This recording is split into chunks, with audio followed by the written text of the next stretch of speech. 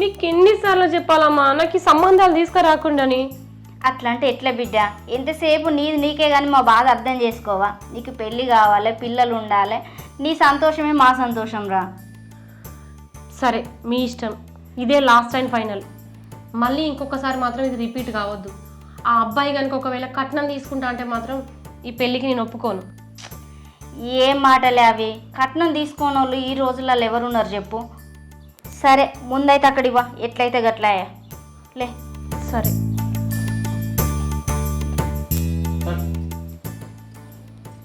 అక్కడ కూర్చోబెట్టు.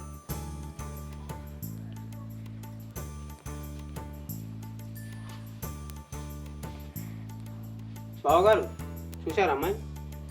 అబ్బి అమ్మాయి చాలా మంచిగుందిరా, నాకైతే నచ్చింది. మీకు నచ్చిందా అండి? చాలా బాగుంది అమ్మాయి. అన్న వదిన మంచిగా ఉంది.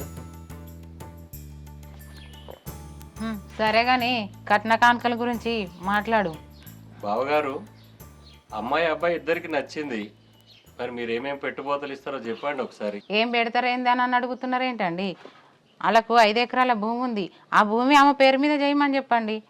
ఇంకేమైనా పెట్టుబోతలు ఉంటే పెట్టుకోమని చెప్పు. ఎందుకంటే ఆమెకే ఉంటాయి కదా, మనకేం అవసరం లేదు కదా.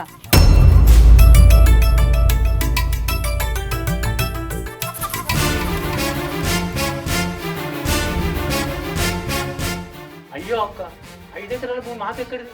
అది మేము కౌలు చేస్తున్నాం కదా, అంత స్తోమత మాకు లేదు.